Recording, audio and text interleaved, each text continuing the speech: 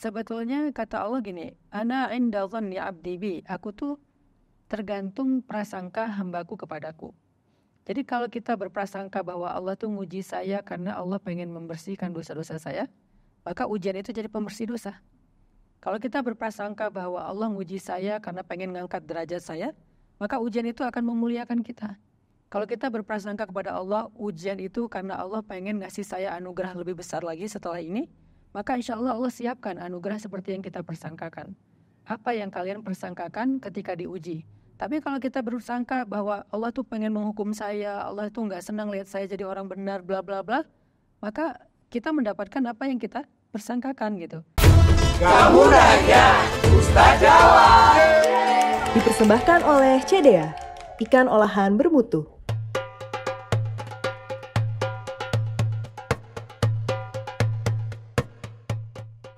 Assalamualaikum warahmatullahi wabarakatuh. Waalaikumsalam warahmatullahi wabarakatuh.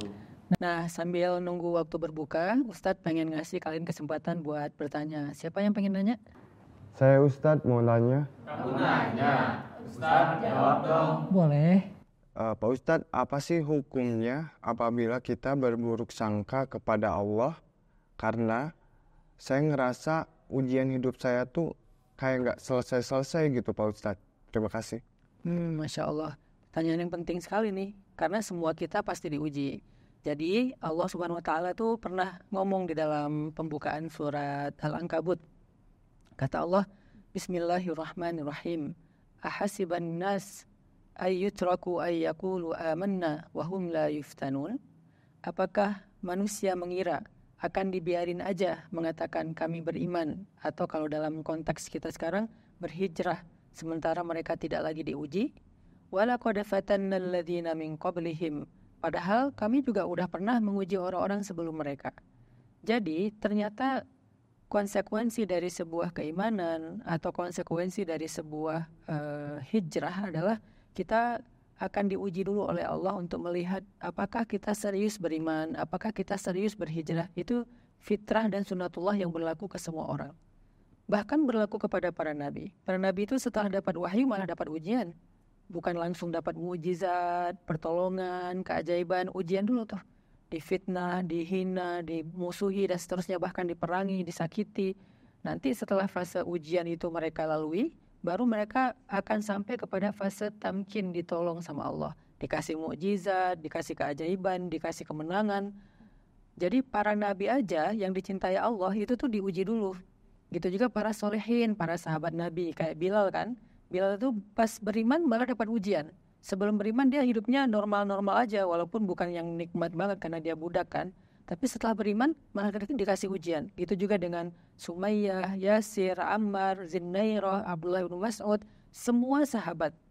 Yang kaya diuji, yang miskin diuji. Abu Bakar digebukin. Umar diuji dengan dimusuhi oleh keluarganya sendiri. Begitu juga Mus'ab bin Umair diuji dengan ibunya. Jadi ujian adalah sebuah sunatullah yang berlaku kepada orang-orang yang disayang oleh Allah. Innallaha idza ahabba 'abdan ibtalah. Allah itu kalau misalnya cinta kepada seorang hamba pasti mengujinya.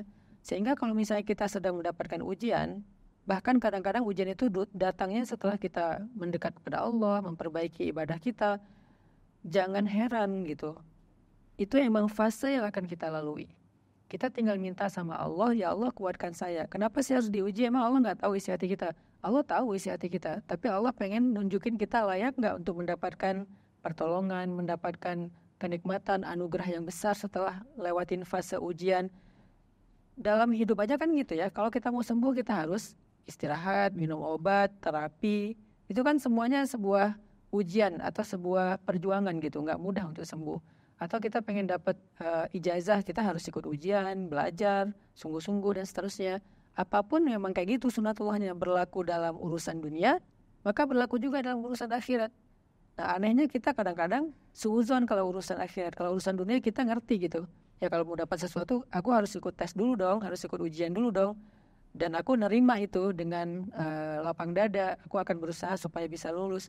Tapi begitu urusan akhirat, kita kayak komplain, kita kayak ngeluh gitu. Kenapa ya urusan setelah hijrah malah diuji kayak gini? Apa maunya Allah? Berarti kita kayak nggak paham tentang sunnatullah. Jadi urusan akhirat, surga itu lebih mahal daripada urusan dunia. Kalau urusan dunia aja yang remeh-temeh ini diuji dulu, apalagi urusan akhirat. Itu yang pertama, agar kita nggak salah paham, nanti muncul suudzon kepada Allah. Yang kedua, teman-teman yang dirahmati Allah SWT, sebetulnya kata Allah gini, ana inda dhanni abdi bi, aku tuh tergantung prasangka hambaku kepadaku. Jadi kalau kita berprasangka bahwa Allah tuh nguji saya karena Allah pengen membersihkan dosa-dosa saya, maka ujian itu jadi pembersih dosa.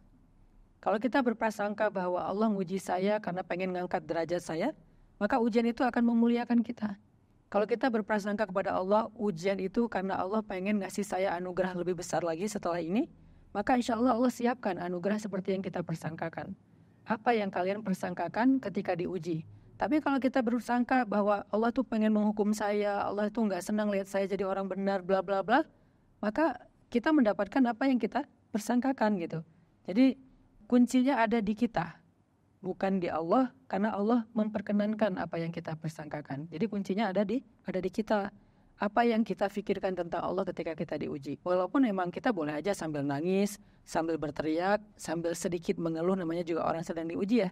Tapi jangan nyerah. Tapi jangan sampai kita memperburuk keadaan kita justru dengan menuduh Allah, dengan berkeluh kesah Allah itu nggak adil, Allah itu jahat, Allah nggak dengar doa saya, bla bla bla. Kenapa saya gitu? Nah justru kalimat-kalimat keluh kesah ini yang dikenal dengan istilah niyahah, itu tuh bikin ujian kita jadi nggak bermakna. Bikin ujian kita tuh justru jadi kayak hukuman bagi kita. Balik lagi kepada apa yang kita persangkakan kepada Allah. Dan yang terakhir, segala sesuatu itu ada awal dan ada akhirnya. Begitu juga dengan ujian. Mata nasrullah, kapan datangnya pertolongan Allah? Udah bentar lagi, gak akan lama kok. Semuanya ada siklusnya. Kita jangan sampai berpikir gini, kayaknya ujian saya ini gak ada habis-habisnya ya. Gak ada habisnya kok, ada ujungnya kok. Seperti malam, nanti pasti akan datang waktu fajar. Jadi teman-teman yang dirahmati Allah, balik lagi kepada kita, apa yang kita persangkakan kepada Allah ketika kita sedang diuji. Semoga kita bisa mendapatkan kebaikan. Ya Allah, jadikanlah kami termasuk orang-orang yang selalu berprasangka baik kepadamu. Jangan biarkan pikiran kami, perasaan kami terusik dengan ujian-ujian hidup kami, sehingga kami justru menuduh Engkau dengan tuduhan-tuduhan yang buruk. Ya Allah, berkahilah hidup kami dengan prasangka baik kepadamu. Amin ya rabbal alamin. Nah, sekarang kita siap-siap ya ke masjid buat buka puasa bersama dan sholat maghrib berjamaah. Assalamualaikum warahmatullahi wabarakatuh. Waalaikumsalam warahmatullahi wabarakatuh. Kamu nanya, Ustaz jawab. Dipersembahkan oleh CDA, ikan olahan bermutu. Hai, jumpa lagi bersama saya, Chef Agus Sirangan dalam kreasi resep CDA menu Ramadan. Kali ini saya akan membuat seblak odeng spicy ala CDA. Panaskan minyak goreng, bumbu seblak yang sudah kita haluskan. Tambahkan air. Nah, kalau sudah mendidih, di sini kita masukkan ada kerupuk warna-warni. Sini aku juga masukkan ada mie kering, garam, gula pasir, merica bubuk, kaldu bubuk. Kali ini saya menggunakan CDA Korean Odeng Spicy. Rasa asli Korean Odeng ya CDA. CDA Korean Odeng Spicy-nya mau kepotong-potong. Selanjutnya di sini kita masukin CDA Odeng Spicy-nya. Kita masukkan di sini ada daun sawi. Nah, sekarang saatnya kita sajikan di dalam mangkok hidang. Wah, menggiurkan sekali. Nah, ini dia seblak odeng spicy ala CDA. Resep-resep CDA juga bisa diaplikasikan menjadi menu sahur ataupun berbuka puasa bersama keluarga supaya tetap fit selama menjalani ibadah puasa.